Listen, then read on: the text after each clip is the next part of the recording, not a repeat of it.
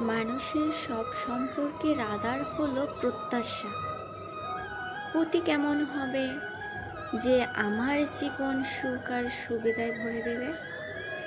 পত্নী কেমন হবে যে সর্বদা আমার প্রতি সমর্পিত থাকবে? সন্তান কেমন হবে যে আমার সেবা করবে, আমার আদেশ মেনে চলবে? মানুষ প্রেম তাকেই দিতে পারে যে তার প্রত্যাশা পূরণ করতে পারে, আর প্রত্যাশার নিয়তিই হচ্ছে ভঙ্গ। কিভাবে? কারণ প্রবল ইচ্ছা থাকলেও কোনো মানুষ কারোর সকল প্রত্যাশা পূরণ করতে পারে না, আর তার থেকেই জন্ম নেয় সংঘর্ষ।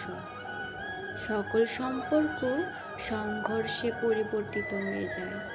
কিন্তু মানুষ যদি প্রত্যাশাকে সম্পর্কের আধার না বানায়, আর স্বীকার করে যে কেবল সম্পর্কই মূল আধার, তবে কি জীবন আপনা থেকে সুখ আর শান্তিতে ভরে যাবে না?